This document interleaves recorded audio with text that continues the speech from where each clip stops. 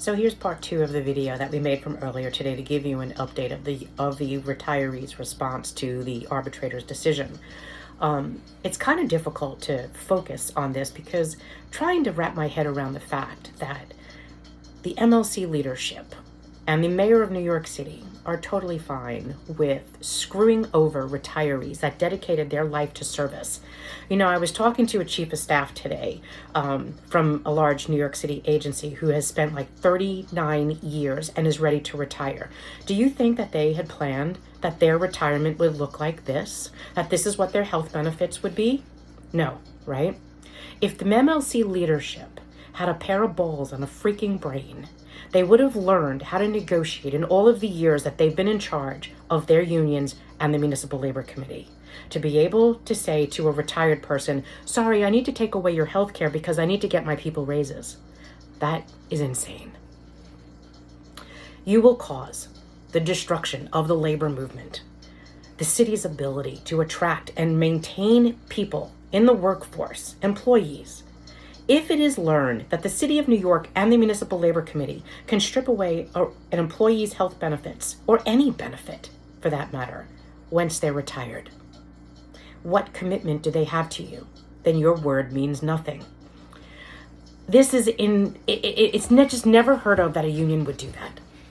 Unions were meant to protect labor from management, not be in cahoots with management and potentially the arbitrator and the attorneys to screw retirees out of what they earned and pay for to get what you want today.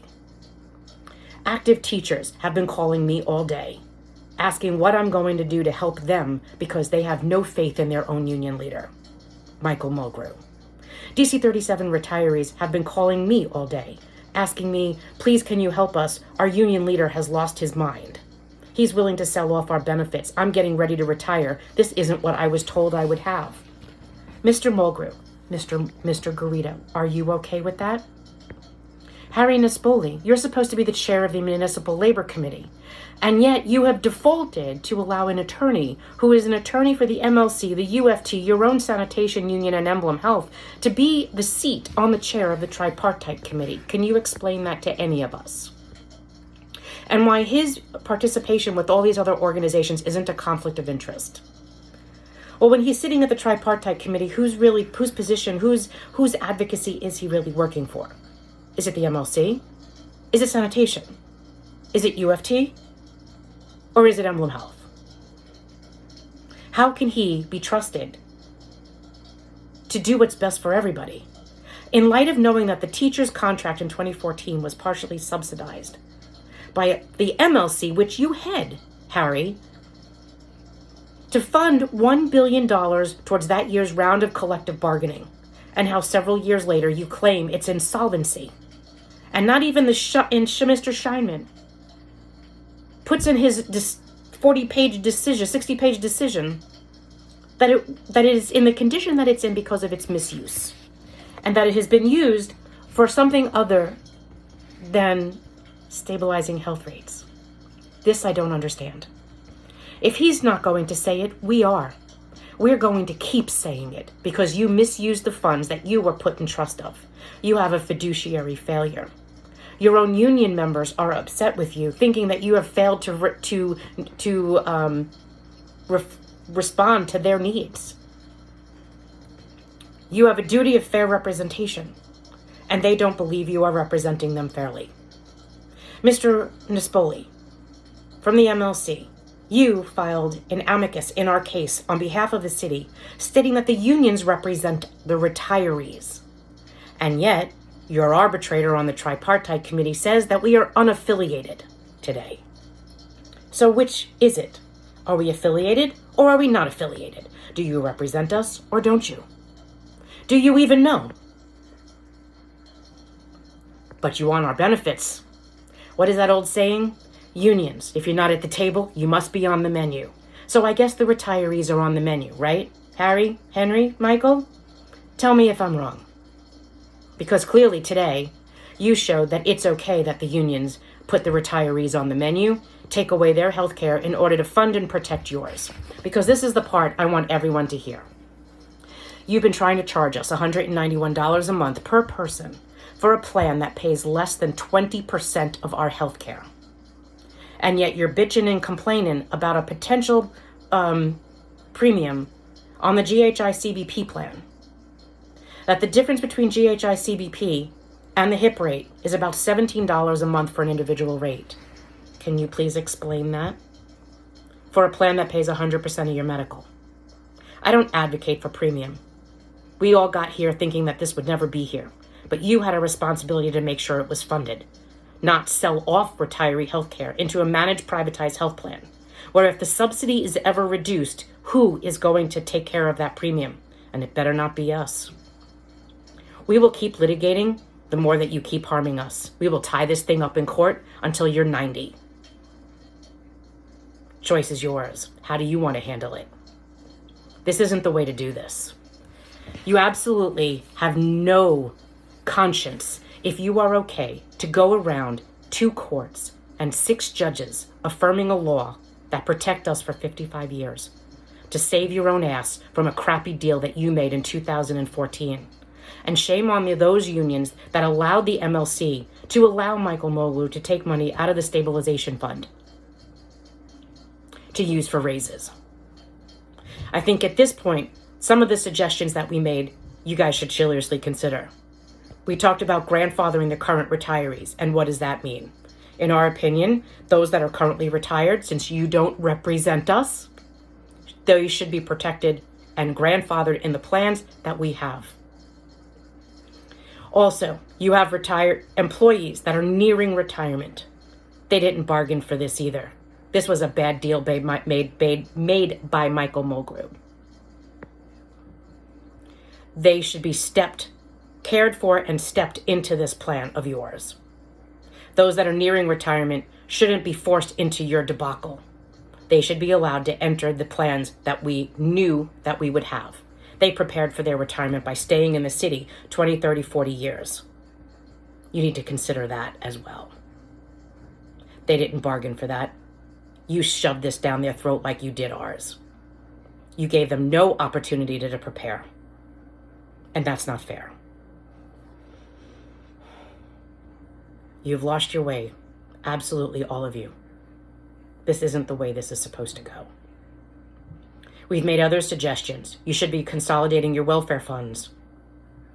That would be another wise idea, because maybe then we wouldn't have a crappy vision and dental plan. Maybe if you pooled, you keep saying, is the numbers in leverage in the numbers, your purchasing power.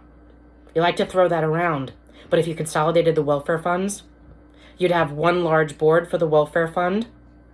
You would definitely be having 1.2 million people in them, both active and retired. You would be able to negotiate one hell of a plan for us. Prescription, vision, and dental. PICA needs to come out of the stabilization fund.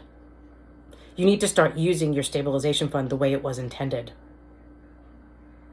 You also need to work with Emblem to make sure that they are not manipulating the HIP and GHI rates. And don't tell me you don't know what I'm talking about. You absolutely know what I'm talking about.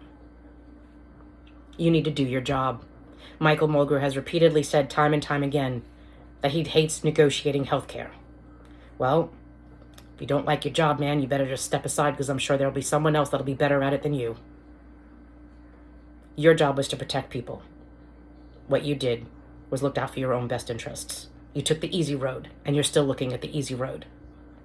Sometimes it takes a little bit more elbow grease, ingenuity, innovation to be able to get from point A to point B.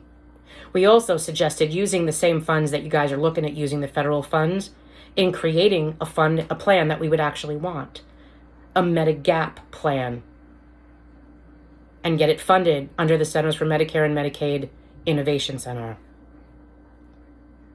And if you don't know how to do that, you might as well want to start inviting us to the table so we could teach you a few things. This latest mess of yours, we're not going away. Our Facebook page is growing every day, and so is our email list. Retirees and active workers are joining us every single day. They see the advocacy that we're taking, the fight that we're putting in, and they don't understand why their own unions are not fighting for them. You made a really bad deal You might as well fess up to what you did and then try to fix it. There's plenty of ways to find savings. It doesn't have to be healthcare savings. You know, Michael, you punted by allowing the MLC to fund half of your contract in 2014. Maybe now you actually got to pull back and say, hey, guys, I'm sorry I screwed you. Let me make this right. You know where that money can come from. You and I both do. The IBO's written about it. So is John Murphy. Do you want me to tell you? I'm going to let you come up with suggestions, Mike. You haven't called me back. You haven't emailed me. You will have decimated employee health care and retiree health care by your greediness. And I want you to know that the retirees and more of your active teachers are standing with us to make sure that we protect them too. And I'm not giving up, and neither is my board. You want to deal with this in court? Court, I'll see you. We've been doing good so far. This latest debacle I'm not really that worried about. You have an arbitrator who calls himself a neutral, who's having lunch or dinner poolside with your attorney, doing social events with him and his wife and his family, and his partner and his wife. That's a neutral to you? It's not a neutral to me. His contract was to mitigate issues between the parties. I'm not a party, am I? You were a party. You're the one that got us in this mess. He has absolutely no jurisdiction into doing this to us. So let him pull the trigger. City Council isn't going to buy this. You're decimating their plans too. What do they say? Take it to the mattresses? I'm ready, buddy. And so's the 80,000 people behind me. You ready for this? Let's rock and roll.